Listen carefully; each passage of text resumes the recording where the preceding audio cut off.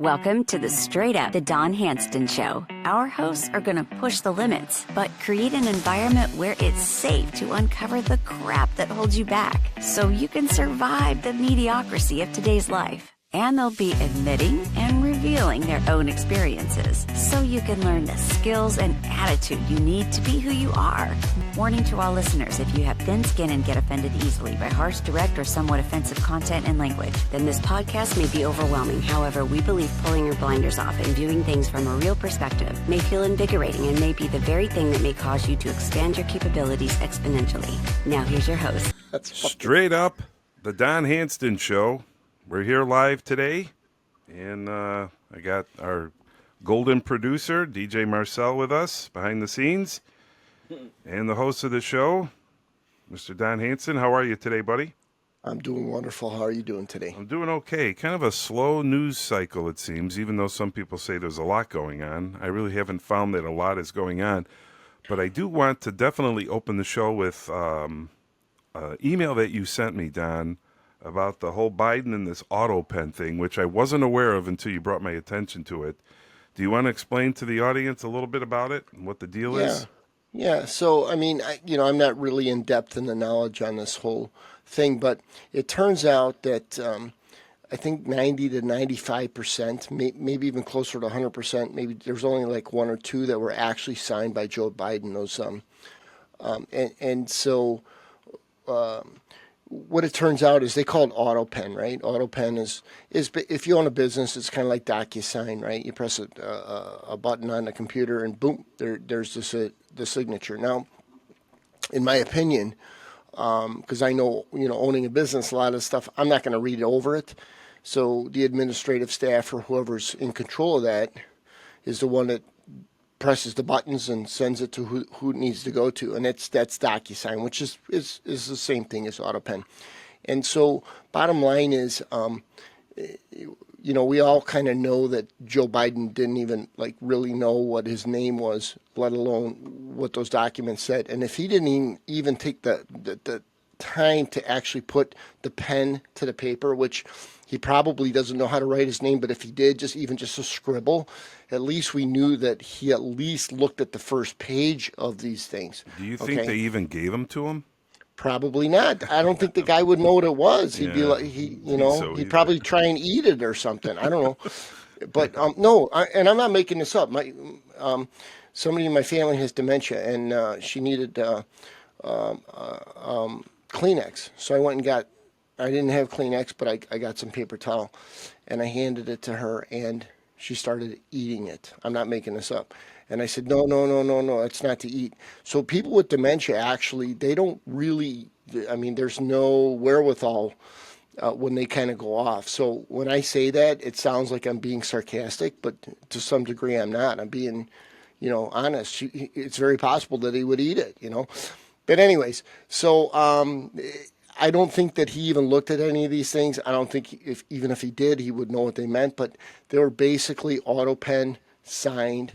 And so they're starting to say, well, were any of these actually put in place if he never really signed them?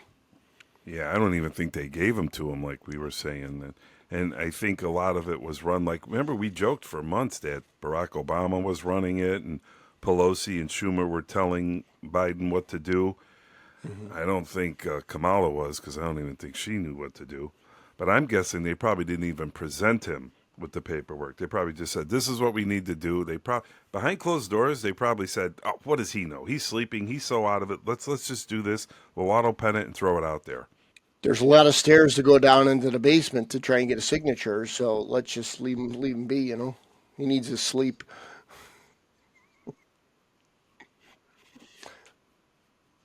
Well, the moral to the story is, true or false, anything that the left says is going to be, construed as true through the lamestream media, and anything that they say against Biden that probably is true, or, they're going to say, oh no, that's false allegations. And, so it's kind of like everything to support the left and nothing to support the right. So, what you got to remember is, who's on the payroll of the grand puppeteers, right? It's it was the left government, and it was all the lamestream media, and them working together. A lot of people got destroyed. A lot of people got brainwashed. A lot of people are screwed up financially, mentally, in all different ways, shapes, and forms. And we're starting to see that now, because I don't know if you're seeing it as much as I am, but a lot of people are having physical, mental problems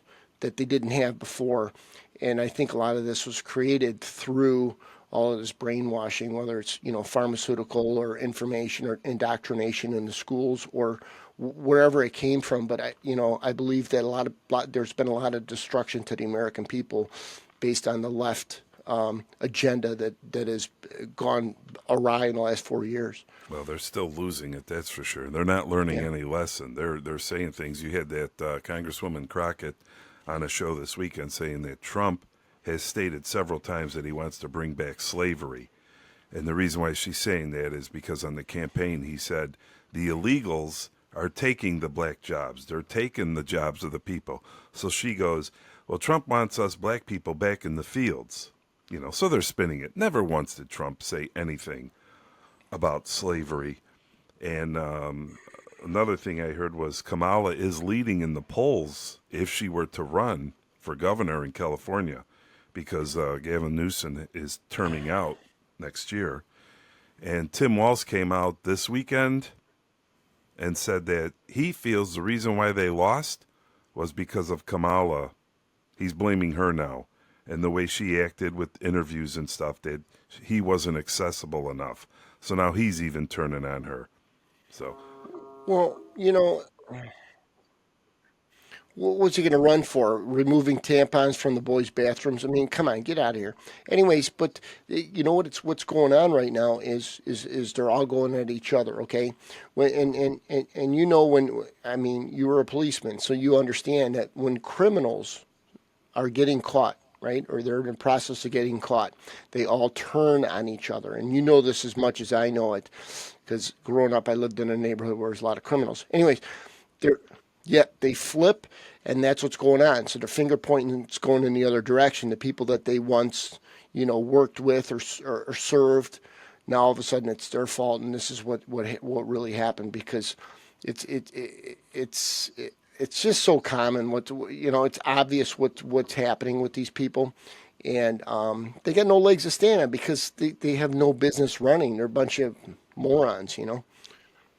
from her. This way he could make a bid to run for president. And But would you vote that guy to be a crossing guard in your neighborhood? I mean, are you kidding me? He might fondle the children. I There's wouldn't no let way. him cut my grass. I'm sorry. He's just there's The something leaf wrong blower with him. guy. He's not Yeah. even a leaf blower guy. Okay.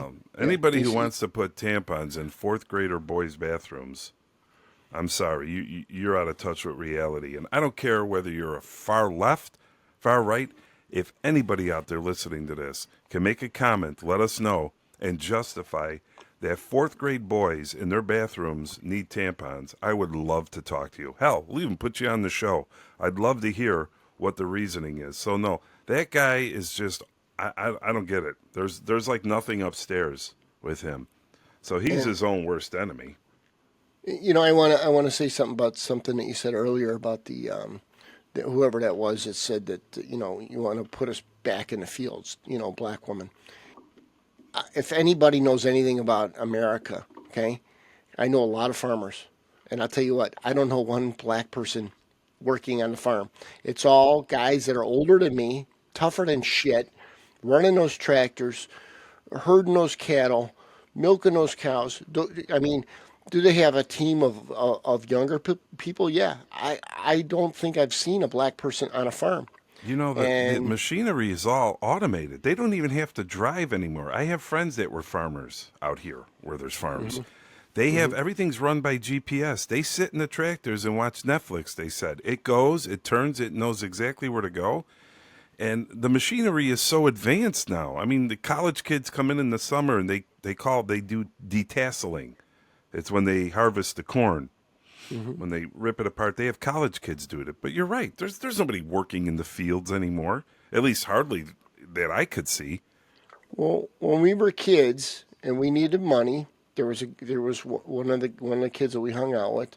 His dad had a farm, and we would go there and we would bale hay. Okay, I don't know if anybody's ever baled hay, but what happens is you have to throw it on a conveyor belt. You have to have people up in the barn, and they have to pull it off the conveyor belt and stack it right up in the top of the barn.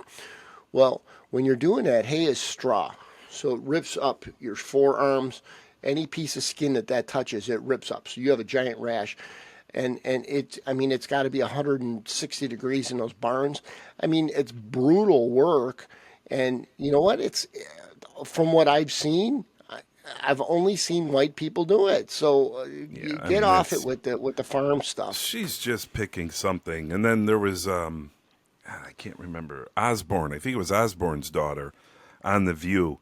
And she made a comment. She goes, Trump doesn't want the illegals here. Well, who's going to clean his toilets?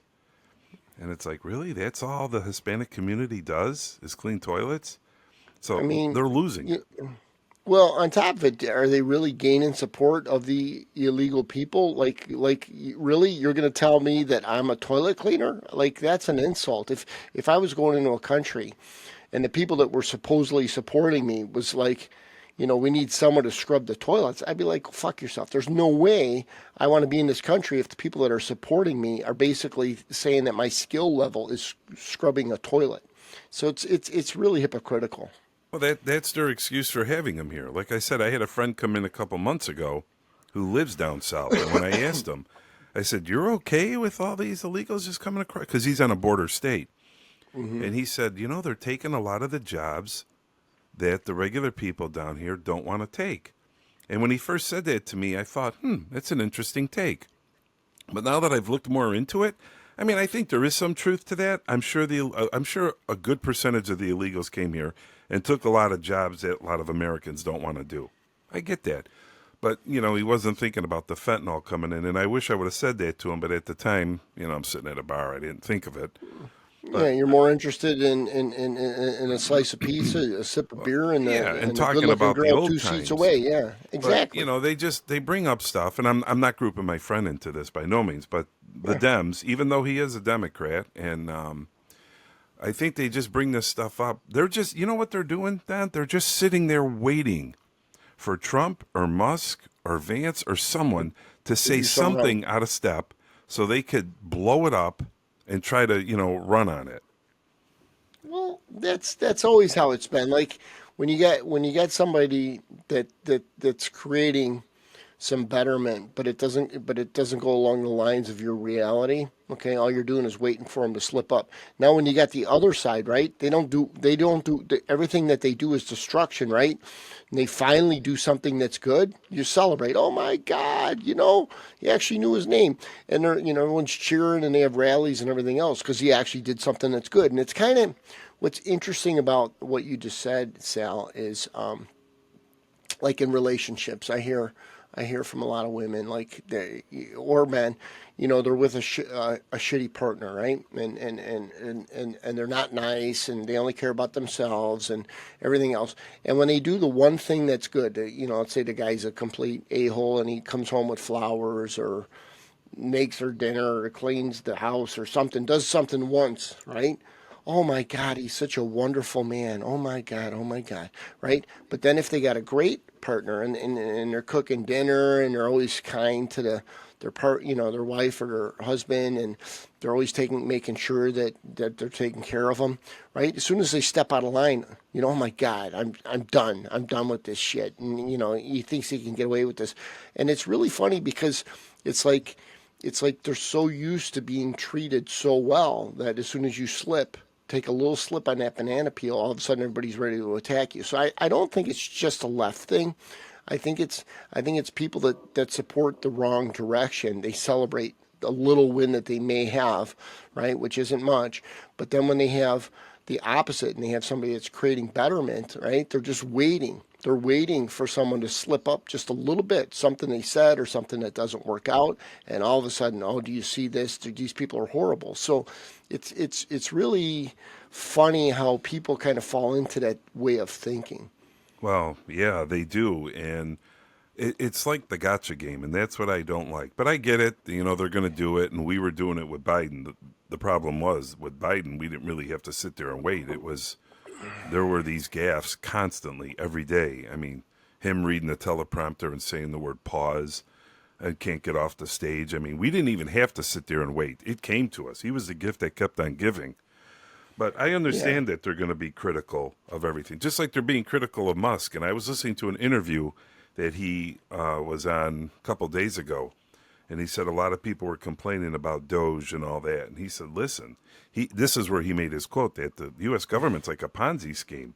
He says all this money that's coming out, he says, and nobody is saying anything about how they were sending Social Security checks to people that weren't even alive anymore. And they're like to the point of billions and billions of dollars. And he was asked, well, where did that money go? And they're like, they don't know. There was no paper trail or anything. So you know that money was all taken. That's why the Democrats are all up in arms, because their cash cow is gone. So, yeah, absolutely. So I got an interesting thing that we hadn't talked about prior to the show, but I was just thinking about this. I had a discussion with somebody yesterday, and I said, the Trump administration and the Doge Department of Doge is looking to remove the IRS and get rid of income tax. And I had a lot of people tell me, oh, no, you don't know what you're talking about. You're full of shit.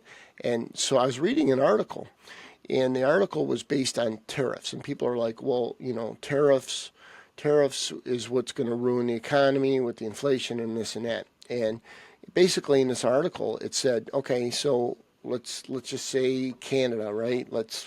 They supply lumber, right? And they got a 25%. If they're charging us 25%, then we should be charging them 25%, which right is right. Anyways, so does the price of lumber go up here? Yeah. Well, what happens is people spend less money on the things that they get from there and more money on other things. So the money doesn't necessarily evaporate because you have to pay more money for certain things. They just buy alternate things, okay? And I don't know what alternate to lumber is, but let's just say they made potato chips, right? I'm going to make this up. They make potato chips, and now it was $8 a bag. Now it's $12 a bag. Which, by the way, Canada makes the best potato chips. Sorry. Okay, so that's a good analogy then. So they make potato chips, and instead of $8, it's $12. And people say, well, we don't have $12 to spend on it, and blah, blah, blah, and it's mostly air in the bag anyways. So maybe what they do is they say, you know what? It's really not good for us. Maybe we need a healthier choice. And they go and buy something else that the kids in the family like, and it's cheaper and it fits their pockets. So they're really what they're doing is they're putting their money in a different direction. So is it really creating inflation, or is it just creating change? What I read in this article is so true. The only thing that creates inflation is the printing of money. Okay. But anyways, getting back to the tariffs. So what they're talking about is, okay, so if there is tariffs and you have to pay more money for things, let's say all the stuff that's made in China, right? But instead of collecting the money on your income, okay, which we all know that when you run businesses and the wealthier you are, actually you find ways to navigate yourself around all these taxes. So they are actually correct when they say a lot of rich people don't pay taxes. It's not that they don't pay taxes. They just use the law in the ways to avoid the taxes. They write everything off. So people don't understand that if you're paying it in tariffs, what's going to happen is these people that are able to dodge it on the income side of it are going to have to pay it when they purchase things, when they spend money, which is going to stimulate the economy. So what I find really interesting is the people that are actually kind of hiding from paying these taxes are going to be contributing to these taxes in the forms of higher prices through tariffs, which is going to stimulate our economy and create a lot of growth, a lot of jobs, and a lot of companies are going to want to come here to the United States if they don't want to pay. Kind of like Taiwan Semiconductor. They were in Taiwan, and I don't know what the number was, but I think it was a couple $100 billion they were spending to make their chips here. And that's going to create a lot of jobs, but it's also going to save them a lot of money in tariffs. So in a lot of different directions, these tariffs are really good, but I think that the media spins it that anything that he puts into place or Elon Musk puts into place is bad. Does Well, that make sense to you? no, it What I'm saying? does. And you know what? They make a lot of stuff up. Like he even addressed this. He said right away, the left, he goes, it was actually the AP, the Associated Press. He said they came out and said that Musk and Trump fired a lot of the airport traffic controllers. And he says that is absolutely not true. He goes, actually, there's a shortage. We're trying to hire them.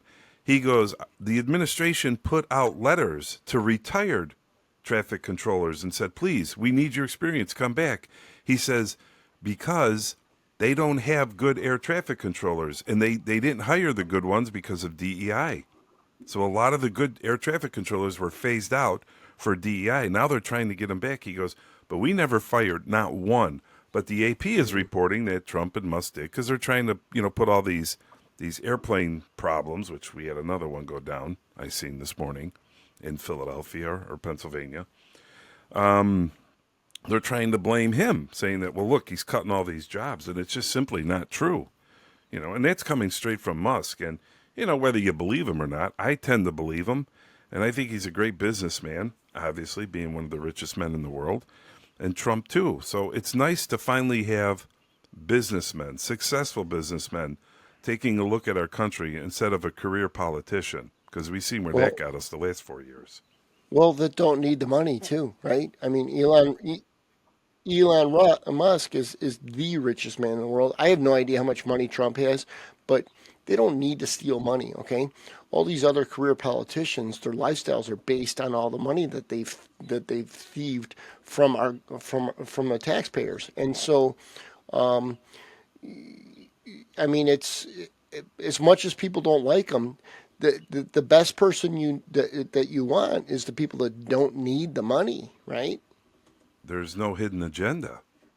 Right. They're there working for free to try to make the country better. Now, the left doesn't want to believe that, unfortunately, but Right. I believe it. And the Washington Post just came out, and they're warning of a weak economy coming. And that's because Target and Best Buy have shown weak sales so far in 2025. And they're blaming customer fatigue, and they're also saying it's Trump's tariffs on imported goods. And Trump even said, he goes, you can't rule out a recession. I was watching that this morning, because he said there's a period of transition. So Absolutely. he's warning of a possible recession that may be coming, and it's very similar to what you just said. So we'll have to see what the markets do and everything. But I think prices are going to go up a little bit before. Yeah. And like you had said with buying, healthy alternatives, well, yeah, I get that. Maybe Kennedy could help with that.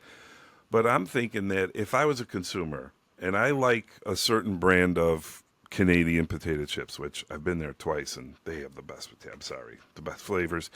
But if I couldn't afford them, then I might go and say, well, let me get like a generic brand, or let me buy Pringles or something that's made here where the prices aren't as high. Now, how are we going to keep the companies that make the chips here from raising their prices to the other company that has to put a price point on their product because of the tariffs? Are the American companies going to say, well, if they're charging $4 for a bag, we're only charging $2.50, we could charge $4 too? That's the thing that worries me, is the competitive pricing. Are the American companies going to raise their prices then? Because the other companies are.